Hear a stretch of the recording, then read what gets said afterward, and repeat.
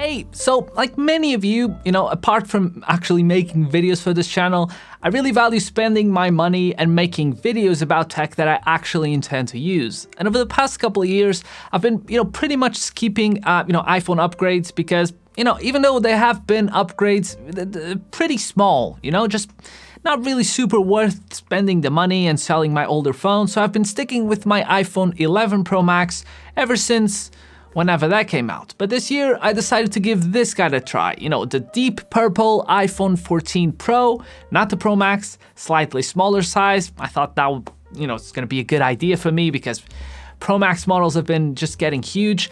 And I really want to test this out and see if, it really is gonna work for me. I'll probably make a extremely in-depth review, but this video will not be that, but it'll be, mostly focused on answering 4 questions about this actual phone.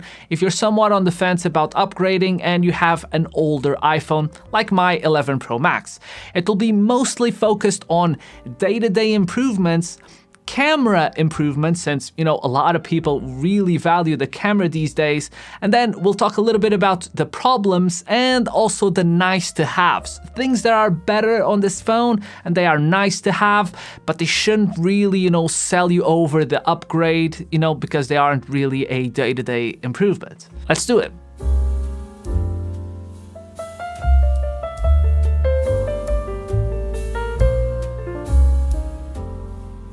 Starting with the improvements that you're actually gonna feel day to day, and of course you have to talk about this display. If you ever used a 120Hz phone, particularly one with animations as tightly executed as the iPhone, you will know how smooth things are. And if you take that for granted on your current device, just enable low power mode and you'll see how your shiny 120Hz screen feels when locked to 60. That isn't to say that 120Hz is gonna make anything or everything feel faster, but it definitely makes every single interaction with your phone more pleasant. Same thing goes for the always-on display, and it's very polarizing the way that Apple decided to go about implementing always-on display, but to play a little bit of devil's advocate here, it does look pretty damn good when just sitting on your desk. It also lowers the refresh rate to 1 Hz to reduce the battery usage and turns off completely when you leave the room if you have an Apple Watch on you. The thing that might concern you right off the bat is the battery usage, and from what I've tested, the battery in general is just not spectacular this year,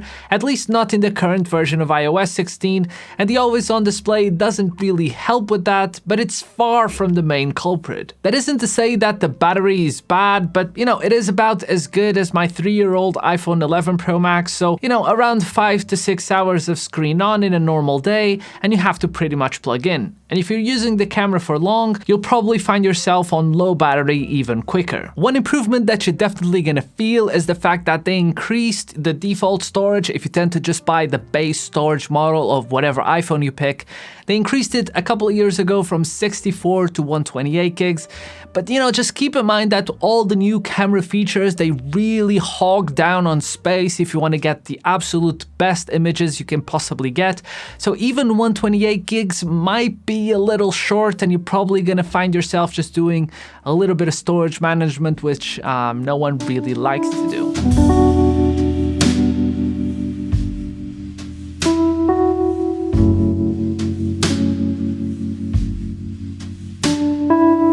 Cameras are a big reason why people tend to upgrade their phones over the years, and Apple has been doubling down and tripling down on improving their image quality, and this year is probably the biggest leap they've taken in the past couple of years.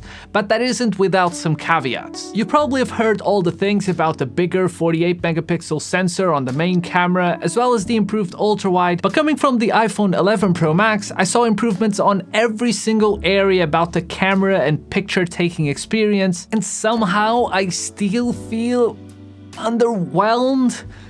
Okay, let me explain. The main camera on the back of this phone takes probably the best images I've ever seen come out of any phone period. It also takes the best video I've ever seen come out of a phone. Both of these are in fact so good that I found myself in complete awe with the sheer quality that is retained in the raw photos when zooming in, and the videos keep all the great qualities that have set iPhone video apart since my iPhone 11 Pro came out, and improve on top of that thanks to the much bigger sensor that creates more separation between background and foreground. But this incredible quality in raw mode doesn't really seem to translate to the other two lenses, since the amount of detail that you gain when taking a raw photo with the ultra-wide camera or the 3x telephoto isn't anything to write home about. Mostly because after years and years of using 12 megapixel sensors, Apple has tweaked their image processing to better cater to that amount of information. And when you take normal photos with the iPhone 14 Pro without using RAW, it will combine 4 pixels to 1 to give you a more manageable file size and a 12 megapixel final image. These images, when compared side by side with my 11 Pro Max in good lighting conditions, are nearly identical. I'll let you guess which of these came from which phone, but the fact that I had to triple check the file names to add the answer on screen should tell you everything you need to know. Also keep in mind that you can't use RAW mode and night mode at the same time. So if you're trying to take a night shot, sometimes the more processed image will have a result closer to what you are expecting. But the RAW will always have the potential of looking better if you take the time to tweak it in post. So if anything, after taking loads and loads of pictures and videos over the past couple of weeks,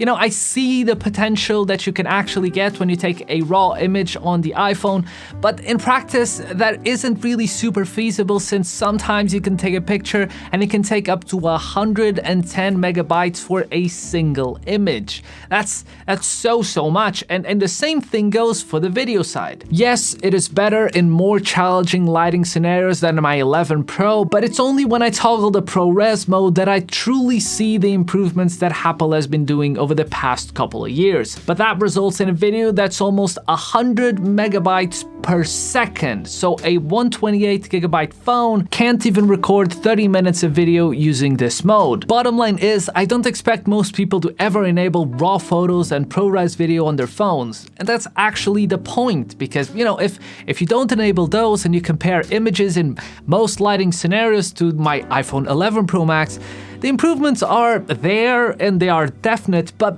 they are much more marginal and nuanced, and if you're seeing it on a phone screen, you're not really going to be able to tell, a night to day difference, for example. The front camera, on the other hand, is substantially better, since it now has autofocus and a pretty close minimum focus distance, which is always nice to have. But now let's talk about, the tiny island at the top, the dynamic island, or whatever Apple want to call it. And look, I saw the keynote and I was weirdly excited. Something in me that, I don't know, it just, looking at Apple taking a defect from a phone and embracing it as a feature with a well-implemented software experience behind it felt like something so unique that made me, just excited about seeing it in person. But in practice, it's something that simply isn't really ready yet. It's not that it doesn't work well, it's mostly that the improvements and the interactions that you're going to be doing with this portion of the screen during your day-to-day usage are going to be so minor that, you're going to be just forgetful that it's even there. It's a definite thing that's always on the top and that sometimes move and you feel like, oh, that's kind of cool, but it is what it is, and the illusion that it's part of the screen and not, that you can't actually see what's behind it, it completely goes away if you interact with your phone anywhere near a window, for example. You can definitely see the cutout and not just a black bar on the top, which sort of slightly ruins it a little bit, but this will be the front of the iPhone for the next 4 to 5 years, since they implemented the notch on the iPhone 10, then they got the 10s, 11, 12, 13, 14, that's 5 years.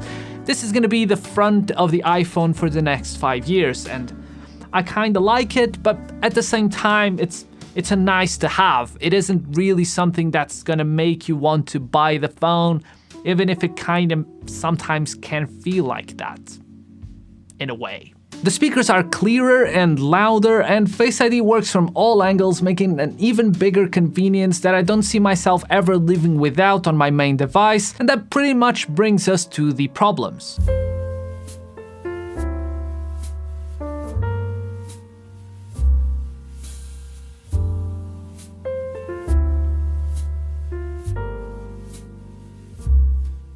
First, we still have Lightning, and if you're somehow still against USB-C, I don't care what you think, and even about the connector itself, it would be nice to have one cable, charge everything, but I don't really care about that. This is a USB 2.0 port on a phone that takes pictures that exceed 100 megabytes a picture.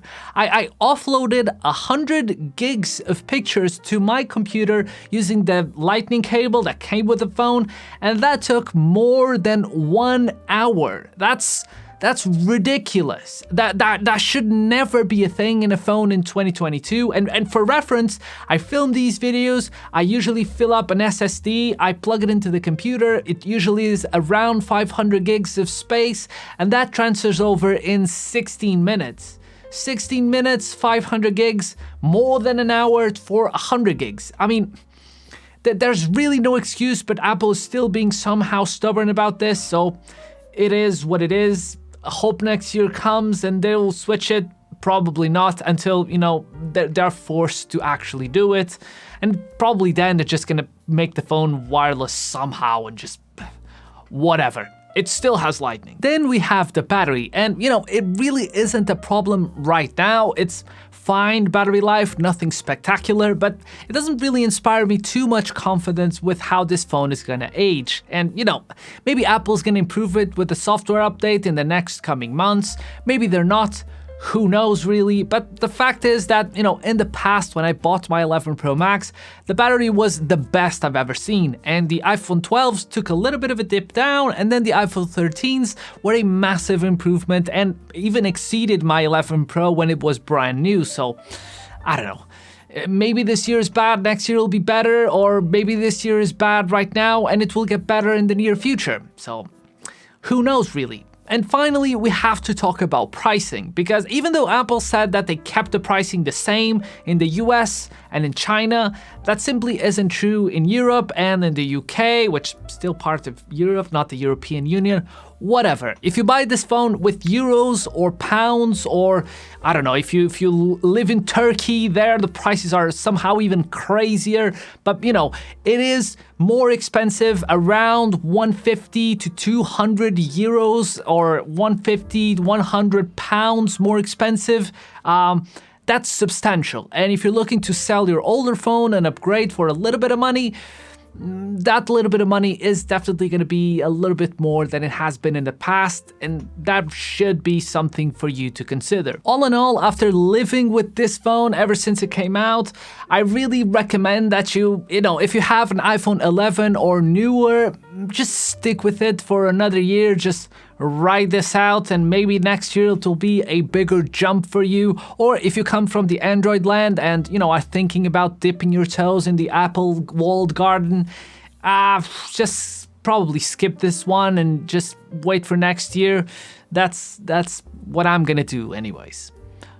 Oh, but you clicked on this video, watch it until the end, and you don't care about the iPhone. You're just here for some Feline Action, and I'll very gladly share that with you. If you're still there, maybe subscribe, and I'll show you what he's doing. He's currently sleeping, but I'll show you something after this. Okay. Bye.